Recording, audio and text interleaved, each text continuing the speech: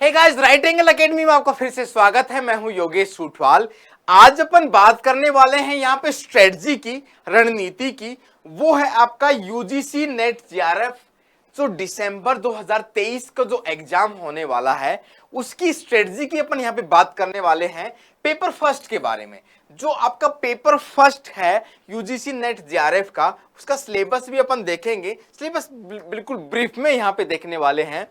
और उस जो पेपर है उसका नाम है आपका टीचिंग एंड रिसर्च एप्टीट्यूड।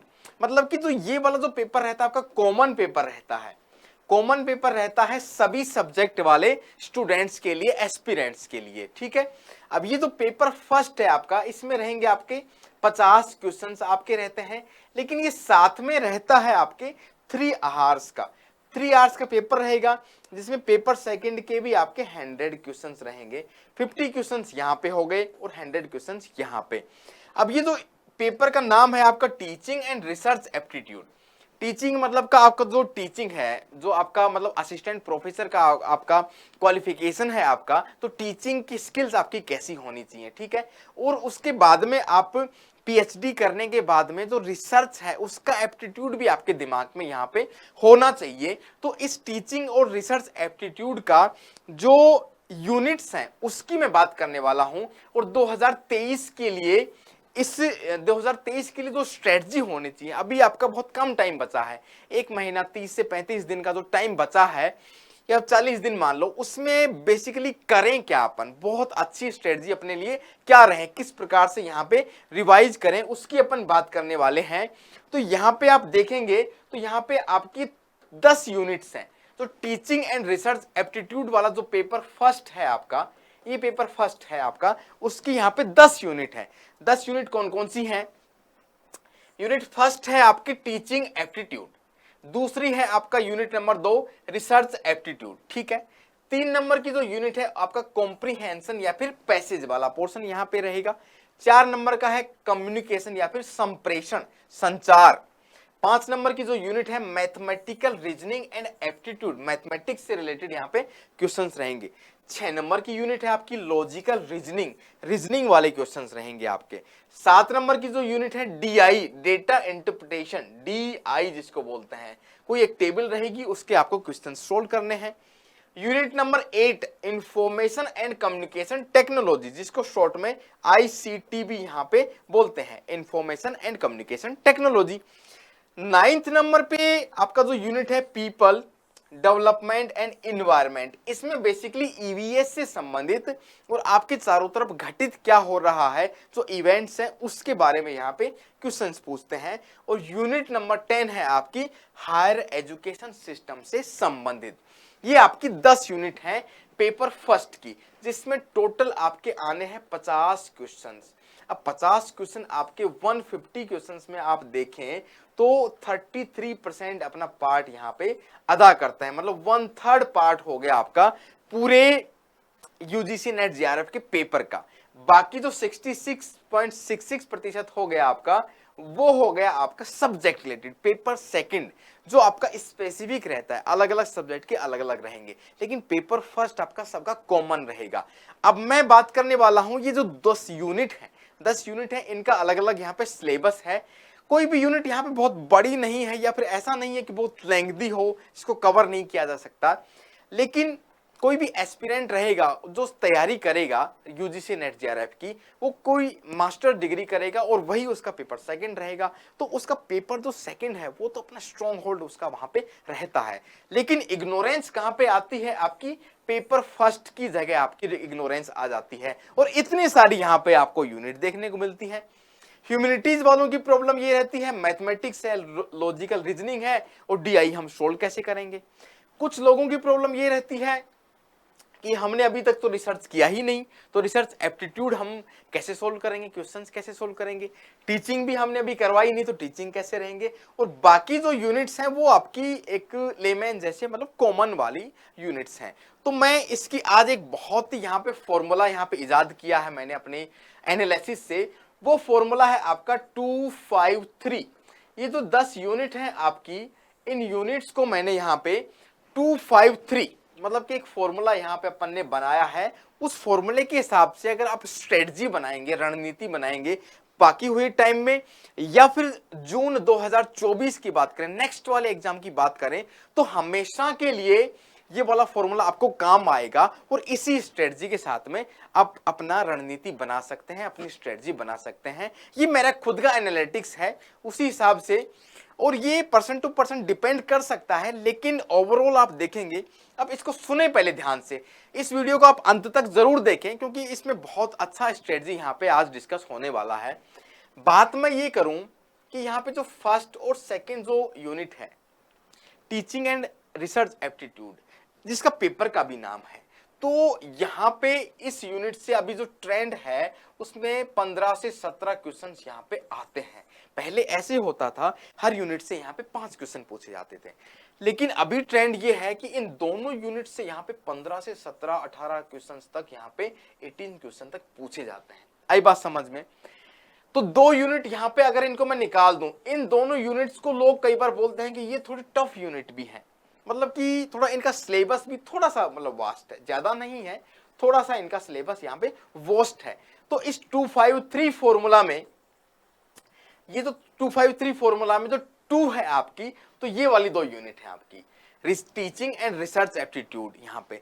तो बेसिकली मीनिंग ये हुआ कि यहाँ पे 50 में से 15 से 18 क्वेश्चंस केवल दो यूनिट से हैं, तो अपने को मैक्सिमम फोकस यहाँ पे करना है और पहला प्रेफरेंस अपना तैयारी करने में इन दोनों यूनिट्स को ही देखा है।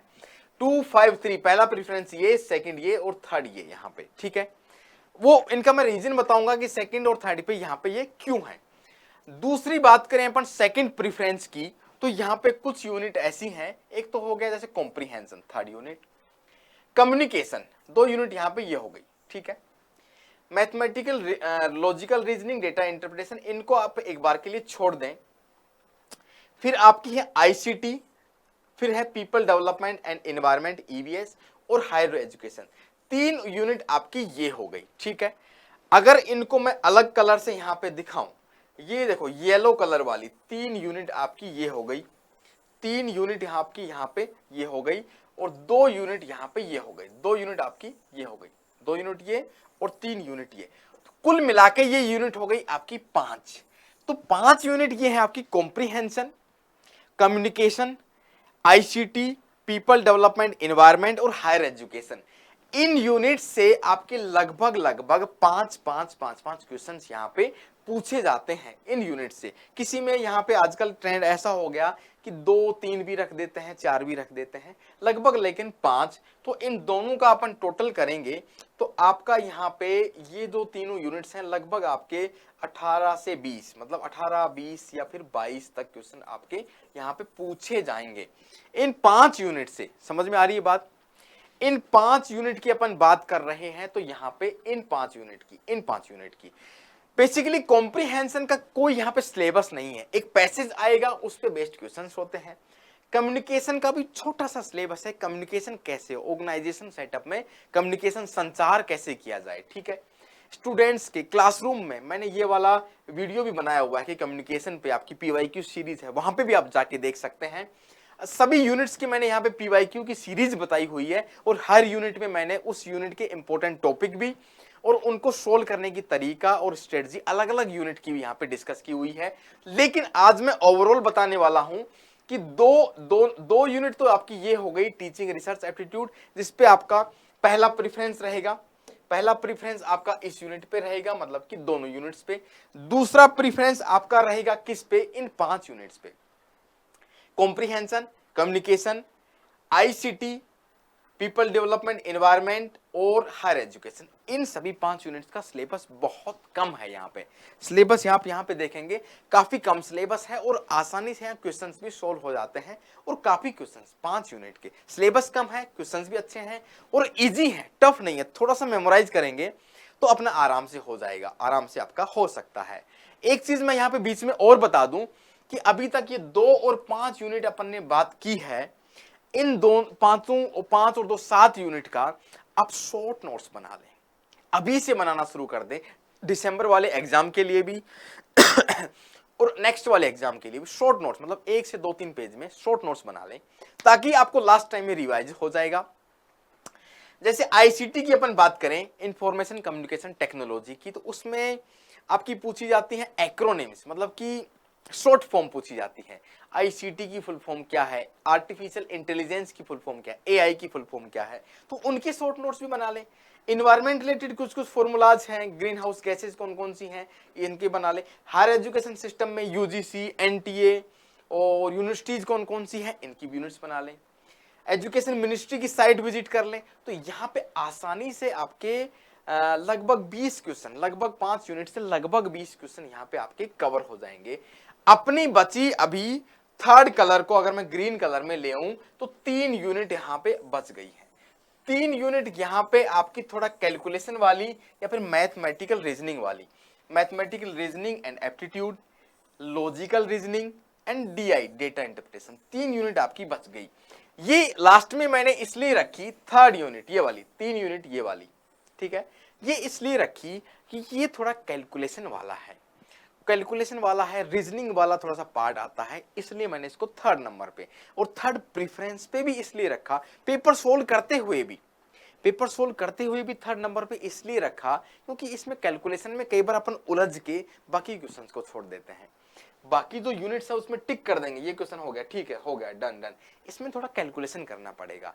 तो इसमें कुछ जो अदर देन साइंस के सब्जेक्ट है, मैथमेटिक्स बैकग्राउंड नहीं है, उनको थोड़ा सा मुश्किल हो सकता है, लेकिन यहाँ पे भी आपके लगभग 12 से 13 14 क्वेश्चन तक यहाँ पे आते हैं इस यूनिट से। तो अपने को इनको इग्नोर नहीं करना है, छोड़ना नहीं है।